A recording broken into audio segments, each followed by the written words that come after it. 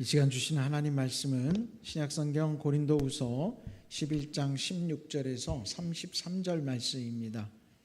고린도후서 11장 16절에서 33절 말씀 제가 읽겠습니다. 내가 다시 말하노니 누구든지 나를 어리석은 자로 여기지 말라. 만일 그러하더라도 내가 조금 자랑할 수 있도록 어리석은 자로 받으라. 내가 말하는 것은 주를 따라 하는 말이 아니요 오직 어리석은 자와 같이 기탄 없이 자랑하노라. 여러 사람이 육신을 따라 자랑하니 나도 자랑하겠노라. 너희는 지혜로운 자로서 어리석은 자들을 기쁘게 용납하는구나. 누가 너희를 종으로 삼거나 잡아먹거나 빼앗거나 스스로 높이거나 뺨을 칠지라도 너희가 용납하는도다. 나는 우리가 약한 것 같이 욕되게 말하노라. 그러나 누가 무슨 일에 담대하면 어리석은 말이 남아 나도 담대하리라. 그들이 히브리인이냐 나도 그러하며 그들이 이스라엘인이냐 나도 그러하며 그들이 아브라함의 후손이냐 나도 그러하며 그들이 그리스도의 일꾼이냐 정신없는 말을 하거니와 나는 더욱 그러하도다. 내가 수고를 넘치도록 하고 옥에 갇히기도 더 많이 하고 매도 수없이 맞고 여러 번 죽을 뻔하였으니 유대인들에게 40에서 하나 감한 매를 5번 맞았으며 3번 태장으로 맞고 1번 돌로 맞고 3번 파선하고 1주야를 깊은 바다에서 지냈으며 여러 번 여행하면서 강의 위험과 강도의 위험과 동족의 위험과 이방인의 위험과 신의 위험과 광야의 위험과 바다의 위험과 거짓 형제 중의 위험을 당하고 또 수고하며 애쓰고 여러 번 자지 못하고 줄이며 목마르고 여러 번 굶고 춥고 헐벗었노라. 이 외의 일은 고사하고 아직도 날마다 내 속에 눌리는 일이 있으니 곧 모든 교회를 위하여 염려하는 것이라. 누가 약하면 내가 약하지 아니하며 누가 실족하게 되면 내가 애타지 아니하더냐. 내가 부득불 자랑할진대 내가 약한 것을 자랑하리라. 주 예수의 아버지 영원히 찬송할 하나님이 내가 거짓말 아니하는 것을 아시느니라. 다메섹에서 아레다 왕의 고관이 나를 잡으려고 다메섹 성을 지켰으나 나는 광주리를 타고 들창문으로 성벽을 내려가 그 손에서 벗어났노라. 아멘. 할렐루야. 하나님의 은혜가 우리 가운데 임하기를 간절히 소망합니다. 여러분 얼마나 힘들고 어려우십니까? 요즘 뭐 어디서나 이 얘기들을 많이 하다 보니까 때로는 별로 그렇게 힘들지 않은데도 힘든 것 같고 나도 어려운 것 같고 정말 우리가 못 살겠다 하는 것처럼 죽겠다 하는 것처럼 죽을 만큼 못 살 만큼 힘들고 어려운 시절인가 라고 하는 생각이 문득 들 때가 있어요.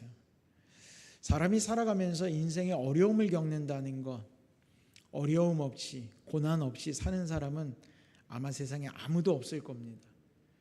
그런데 그 어려움이라고 하는 것을 생각하면 조금 각자의 위치에 따라서 또 각자가 경험하는 거에 따라서 그리고 느끼는 거에 따라서 달라진다고 생각을 해요. 우리가 몸이 아픈 것도 어떤 사람은 작은 아픔에도 힘겨워하지만 또 어떤 사람은 잘 참고 이겨내는 사람이 있어요. 이겨낸다기보다 그냥 견디는 거죠. 배고픔이 있어도 어떤 사람은 한 끼 두 끼 굶어도 배고픈 걸 또 잘 참는 사람이 있어요. 그런데 한 끼만 굶어도 세상 끝나는 것처럼 그냥 난리가 나는 사람이 또 있고요. 이만큼 사람들은 어려움이라고 하는 단어 앞에 좀 나도 모르게 약해지는 게 있지만 그 어려움의 기준은 저마다 다 다른 것 같더라는 거예요.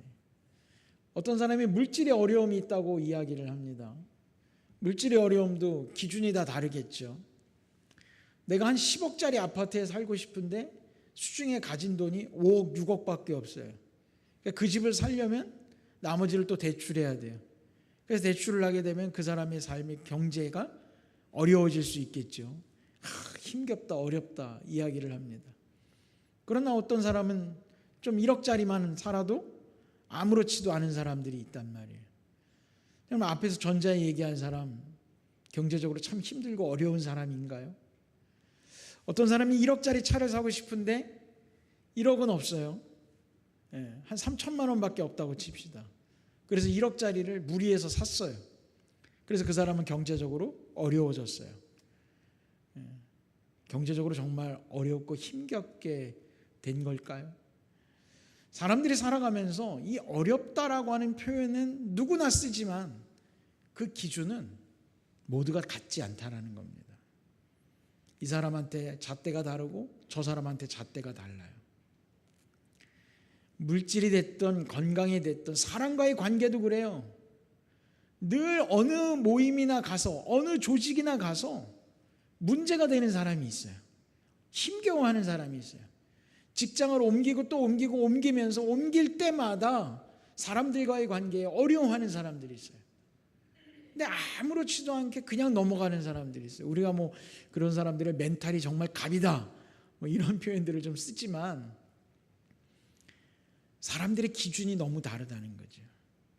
제가 오늘 말씀을 여러분들하고 나누면서 먼저 우리가 깃발을 꽂고 전제하고 넘어가야 되는 부분이 하나 있어요. 뭐냐면 어려움의 기준이 다르다는 건 여러분 절대 가치가 아니라는 거예요. 이 사람한테 기준이 다르고 저 사람한테 기준이 다르다는 건 그거는 세상에 살면서 절대적 가치가 될 수 없다는 거예요. 그러나 이 사람한테도 기준이 똑같고 저 사람한테도 기준이 똑같고 모든 사람에게 같은 기준이 적용되는 거, 그게 뭐예요? 절대 가치라는 거예요. 학생들이 시험을 봅니다. 100명이 시험을 보는데 점수가 제일 좋은 친구들 10명은 A를 줘요. 그 다음은 B를 줘요. 그 다음은 C를 줘요. 그러면 여러분 100명이 시험 봤는데 100명이 다 100점을 맞으면 어떻게 될까요? 분명히 10명만 A를 주고 그 다음은 B를 주겠다고 그랬고 그 다음 10명은 C를 줘야 되는데 100명이 다 100점을 맞았어요. 그럼 100명을 다 A를 줘야 되나요? 상대적인 평가에서는 그럴 수가 없다라는 거예요. 어떻게 해서든지 변별력을 만들어내야 돼요. 그런데 여러분들 운전면허 있는 분들은 아시죠? 운전면허 시험을 보러 가요. 60점이 넘으면 합격을 해요. 아직도 60점인가요? 그러면 61점이 됐던 100점을 맞았던 둘 다 합격인 거예요. 누구에게나 기준이 같다라는 거예요. 그걸 절대 평가라고 얘기합니다. 우리가 인생을 살면서도 어려움이라고 하는 걸 만날 때마다 누구인가의 어려움은 여기 기준이고 이 사람의 어려움은 눈높이가 여기고 서로 정말 달라지는 거, 절대 가치가 될 수 없다는 거예요. 여러분, 그런데 그 절대 가치가 될 수 없다라는 것, 절대 가치가 아니라는 건 우리의 삶에 우리를 쓰러뜨릴 수 없는 가치라는 걸 아셔야지 돼요.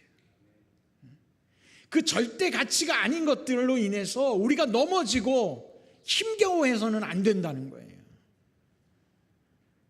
어떤 예능 프로를 보니까 밥상을 잔뜩 차려놨어요. 맛있는 음식을 잔뜩 차려놨는데 게임을 하는 거예요. 게임을 해가지고 게임이 지면 음식을 하나씩 빼요. 참 얄궂은 게임이죠, 그렇죠? 또 해가지고 또 끊으면 끝나서 또 지면 PD가 음식을 하나씩 뺏어가는 거예요. 전 그걸 보면서 야, 저거는 저 PD의 과학적인 프로그램이다라는 생각을 했어요. 맛있는 음식을 보여주지 않고 하는 게 아니라 다 차려놨어요. 근데 먹기 전에 게임을 하면서 하나 할 때마다 거기 나온 패널들이 지면 음식을 하나씩 뺀단 말이에요. 그럼 뭘 뺄지를 고민을 해요. 아, 이번에 게임에서 졌어요. 이 많은 음식 중에 어떤 걸 뺄 거냐. 아, 이건 빼도 되겠다. 좀 덜 맛있는 거 아니면 덜 비싼 거 어떤 기준에서든지 하나씩 빼나간단 말이에요. 끝까지 붙잡고 있는 건 한 가지는 있을 거 아니에요. 그죠? 어떻게 보니까 음식을 만든다고 할 때 재료를 다 주고 음식을 만들기 전에 또 게임을 해요. 하나씩 빼는 거예요. 닭볶음탕을 하는데 닭이 있고 당면이 있고 파가 있고 양파가 있고 당근이 있고 양념이 있고 뭐 잔뜩 있어요. 게임을 하면서 하나씩 빼나가는 거예요. 끝까지 지켜야 되는 건 뭐예요? 닭은 지켜야 되잖아요. 닭볶음탕에 양념이 좀 덜 들어가든 뭐가 없든 닭이 없으면 그게 닭볶음탕이 돼요? 안 되잖아요. 여러분, 우리가 세상에 살면서 느끼는 많은 어려움들은 끝까지 우리가 지켜야 되는 절대 가치가 아니라는 거예요. 여러분, 오늘 사도 바울의 이야기를 보면서 굉장히 긴 본문의 말씀을 읽었죠. 우리가 이 사도 바울의 어려움들에 대해서 이야기하고 있어요. 근데 단순히 어려움을 나열한 게 아니에요. 사도 바울이 이런 어려움들을 이야기한 데는 이유가 있어요. 고린도 교회 안에 서로의 목소리가 높아져 가기 시작했어요. 사람들이 자랑하며 교만해지고 자신의 주장을 관철시키려고 목소리가 커지기 시작했어요.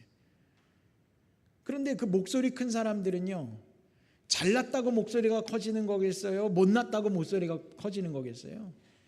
잘났다고 주장하는 건 아니겠어요? 내 말이 맞다, 이렇게 해야 된다, 반드시 이렇게 해야 된다라고 목소리가 커질 수밖에 없는 거예요. 그러니까 그들의 자랑과 그들의 교만이 하늘을 찌르기 시작하죠. 오늘 사도 바울이 그런 것들을 우려해서 이 글을 적는데, 사도 바울도 자랑해요. 나도 자랑하겠다. 너희들이 서로 자랑한 것들을 서로 용납하지 않았느냐? 그러니 내가 자랑하는 것도 너희들이 용납해야 한다라는 거예요. 갑자기 사도 바울이 교만해진 걸까요? 우린 제가 이렇게 표현을 해도 성경을 다 읽었으니까 사도 바울이 자랑한 내용이 어떤 건지 여러분들이 아시잖아요. 사도 바울은요, 다른 사람들처럼 자기가 잘난 것을 자랑하지 않았어요. 오히려 자기의 연약함을 자랑했어요. 그럼 사도 바울이 정말 그렇게 못난 사람이냐, 연약한 사람이냐? 사도 바울도 오늘도 분명히 이야기해요. 22절에 보면 그들이 히브리인이냐? 나도 그러하다. 그들이 이스라엘인이냐? 나도 그러하다. 그들이 아브라함의 후손이냐? 나도 그러하다는 거예요. 그들이 자랑하고 자랑하는 것 이상으로 나도 자랑하자면, 그런 것들을 이야기하자면 무수히 많다는 거예요. 그러나 내가 자랑할 것은 바로 그게 아니라는 거죠. 그리고 내가 자랑하는 건 연약함이라는 거예요. 고린도 교회 성도들에게 너희들이 세상의 자랑들을 다 용납하지 않았느냐? 그러니 나의 이 이야기도 용납해 주었으면 좋겠다. 받아들이라는 거예요. 허용했으니까. 그런데 다른 사람들이 생각할 때의 자랑이 아닌 180도 다른, 전혀 다른 것을 자랑하는 것이 사도 바울이었어요. 왜 그랬을까요? 사도 바울은 오늘 자랑하는 것들을 보면 그래요. 매 맞는 거, 태장으로 맞고 돌로 맞고 파선하고 바닷속에서 깊이 있어서 어려움을 당하고 강의 위험과 강도의 위험과 동족의 위험과 이방인의 위험과 신의 위험, 광야의 위험, 바다의 위험, 거짓 형제 중의 위험, 줄이고 목마르고 굶고 춥고 헐벗었던 것, 난 그런 사람이다라고 이야기하고 있어요. 그게 자랑할 만한 겁니까? 그런데 그는 그걸 자랑이라고 얘기하고 있어요. 사람들이 그런 이야기를 들으면서 어떤 생각이 들까요? 지금까지 자기의 주장과 자랑을 했던 사람들은 전혀 그런 이야기 하지 않았어요. 내가 왜 이래서 맞은지, 내가 왜 올바른지, 내가 왜 잘났는지, 내가 왜 선한지, 내가 왜 의인인지, 이런 것들을 자랑했었단 말이에요. 지금까지는 고린도 교회 안에. 여러분, 사람들이 간증을 하겠다고 이 자리에 서서 만약에 간증을 한다고 생각해 보세요. 그 간증 내용들은 어떤 내용들이 많이 들어갈까요? 자기의 헌신과 하나님의 은혜와 열매와 축복의 이야기들이 차고 넘칠 거예요. 저도 많은 사람들이 간증을 들어봤어요. 내가 실패했다는 얘기만 하는 사람 본 적 없어요. 그저 연약하고 나는 필요 없는 사람이라고 나의 어려움들만 이야기하는 사람은 본 적이 없어요. 그런데 사도 바울은 오늘 끊임없이 그 이야기를 하고 있어요. 그래서 그게 개선됐냐라고 하는 게 화두가 되겠죠. 어떤 사람이 와서 간증을 하면서 어려움에 대한 이야기를 쫙 늘어나요. 이야기는 기승전, 결과에 가서 뭐예요? 그 어려움들을 다 극복하고 성공했다는 이야기를 할 거예요. 그럼 사도 바울이 오늘 이야기하는 것처럼 매맞고 물에 빠지고 위험 속에서 자신이 겪었던 굶고 춥고 헐벗었던 그 모든 어려움들을 이겨내고 그가 성공의 이야기를 하려면 이제는 그렇지 않은 안락한 삶을 살고 있다는 이야기를 해야 된다는 거예요.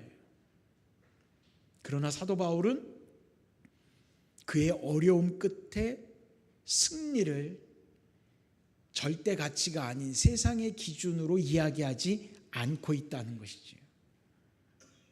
그게 바로 고린도 교회의 다른 자랑하는 사람들과 사도 바울의 자랑이 다른 거예요. 자랑의 내용이 잘난 것과 어려운 것의 차이가 아니라 그 결말에 가서 내 이야기대로 선하고 의롭고 열심히 있어서 이런 일들로 교회가 부흥해야 되고 성장해야 되고 하나님의 축복을 누려야 된다라고 하는 자랑의 이야기와 사도 바울의 이야기는 연약하고 힘들고 어렵고 이러한 것 상황 가운데서 하나도 개선되지 않은 여전히 나에겐 어려움이 존재하고 있는 나의 삶을 이야기하는 사도 바울과의 차이점은 마지막 결말에 있다는 거예요. 전혀 개선되지 않았어요, 사도 바울은. 그러나 사도 바울은 그걸 자랑하는 거죠. 왜? 그 끝에 하나님의 영광이 있음을 알기 때문에 그래요. 사도 바울이 그 어려움들 가운데서도 자기가 고민하는 게 한 가지 있어요. 염려하는 게 있어요. 이 문제를 어떻게 해결할 것인가? 사람들이 나를 핍박하고 나를 때리고 나를 어렵게 만드는 거, 굶고 춥고 배고프고 이 상황을 어떻게 극복할 것인가에 대한 고민을 하는 게 아니라 오늘 성경 말씀에 보면 28절에 내 속에 눌리는 일이 있으니 곧 모든 교회를 위하여 염려하는 것이라. 사도 바울은 자기의 안위가 회복되어져 가기를 그는 고민하지 않았다는 거예요. 내가 이런 어려움이 있으나 나의 어려움을 토로하지 아니하고 그게 바뀌기를 바라는 게 아니라 오히려 그건 그대로 놔두는 거예요. 그러나 하나님의 교회는, 하나님의 역사는 흘러가야 된다는 것, 끊임없이 주님의 은혜 가운데로 향해야 된다는 것, 그게 사도 바울이 가졌던 고민이었다는 거예요. 참 어리석은 바보 같은 사람이지 않습니까? 사도 바울이 오늘 말씀을 시작하면서도 그렇게 얘기했어요. 내가 조금 자랑할 수 있도록 어리석은 자로 받으라. 세상의 기준에선 그런 거예요. 그 사람들이나 나나 지혜로운 것 같으나 어리석을 수밖에 없는 거예요. 세상의 기준에서. 그러나 결국 그 안에 사도 바울이 꿈꾸는 건 무엇이냐라는 거죠. 자신의 연약함과 어려움들을 늘어놓고 자랑하는 것, 세상의 유익이 아닌 그 연약함이 사도 바울에겐 전혀 부끄럽지 않았다는 거죠. 여러분, 사람들이 남한테 자기의 이야기를 할 때 자기의 연약함을 먼저 이야기합니까? 자기가 잘하고 강한 걸 먼저 얘기합니까? 잘난 걸 얘기하게 돼 있어요. 잘난 걸. 연약한 건 감추고 싶거든요. 숨기고 싶거든요. 저희 신학교 동기 목회자 중에 한 명이 어릴 때 손을 하나 잃은 친구가 있어요. 대학교에 처음 입학해서 들어갔는데 한쪽 손이 없어요. 지금도 목회를 잘하고 있는 목사님이신데, 여러분 어떻게 생각해요? 가가지고 우리가 악수를 해요, 첫 만남에. 근데 그 친구한테 제가 이제 오른손을 내밀어서 처음에 잘 모르니까 야, 나 인천에서 온 누구야 하고 악수를 내밀었는데 그 친구도 손을 내밀어요. 그 친구가 손이 오른쪽이 없어요. 어릴 때 농사짓는 농기계 사고로 손을 잃었어요. 얼마나 사춘기 때 그 손을 잃고 방황도 하고 고민이 많았겠어요. 자, 그 친구가 어느 손을 내밀어서 저와 악수를 했을까요? 그 친구는 자신의 오른손을 내밀었어요. 저는 그 친구의 손바닥을 잡을 수는 없었어요. 그러나 그 친구의 팔을 잡고 손을 흔들고 악수를 했어요. 왜 그럴 수 있었을까요? 그에겐 그게 부끄럽지 않은 거예요. 여러분, 우리가 스스로를 부끄럽게 생각하면 늘 감추고 숨기는 데 집중을 해요. 죄의 속성도 그렇거든요. 그러나 우리가 부끄럽게 여기지 않으면 그걸 드러내는데 주저함이 없어요. 사도 바울은 신분으로나 보나 그 사람이 어떤 학문이나 덕망으로 보나 대단히 뛰어난 신분에 가진 사람이었어요. 그럼에도 그의 삶은 오늘 그가 겪었던 어려움들의 이야기를 한번 보세요. 야, 너 같은 사람이 왜 이러고 살아? 라는 이야기를 충분히 들을 만한 사람이거든요. 근데도 그게 전혀 부끄럽지 않은 거예요. 왜? 처음에 제가 얘기했죠. 절대 가치가 아니라고 그는 생각했기 때문에 그래요. 그러나 다만 절대 가치가 훼손되는 건 부끄러운 거예요. 그래서 그가 이야기했던 모든 교회를 위하여 염려하는 것, 그게 부끄럽다는 게 아니라 그것은 절대적으로 우리가 지켜가야 되는 가치라는 것을 사도 바울은 이야기하고 있어요. 사랑하는 성도 여러분, 우리 안에 나의 어려움들이 있어요. 여러분들의 인생에 어려움들이 많아요. 여기 제가 처음 시작할 때만 얘기했지만 각자마다 그 어려움의 기준이 달라요. 그렇다고 지금 절대 가치에 대해서 이야기하면서 여러분의 어려움들을 폄하시키고 싶진 않아요. 그거 어려운 거 아니야, 그냥 이겨내, 이렇게 단순하게 이야기하고 싶지 않아요. 그러나 제가 여러분에게 단호하게 이야기할 수 있는 건 그 어려움이 여러분들을 넘어뜨리지 못할 거예요. 그 어려움으로 여러분들의 인생이 망가지지 않을 거예요. 우리가 가야 하는 길이 있어요. 우리가 가고 있는 그 믿음의 길, 승리의 길에서 그 어려움이 절대로 나의 이 발걸음을 멈추게 할 수 없다는 걸 아셔야지 돼요. 사도 바울은 그걸 절대적으로 믿고 있는 거예요. 매좀 맞으면 어때? 좀 굶으면 어때? 돌로 맞으면 어때? 돌에 맞아 죽은 스데반이라는 사람도 있었는데, 광야의 길을 가고, 여러분들은 광야의 길이 어떤 길인지 모르니까 그 광야의 위험이라고 하면 광야의 위험이 뭐가 있을까? 낮에는 40도가 넘지만 해가 떨어지고 나면 영하로 떨어지는 곳이 광야예요. 얼어 죽을 수 있어요. 그리고 밤만 되면 들짐승들과 약탈하는 자들이 모여 있는 곳이 광야예요.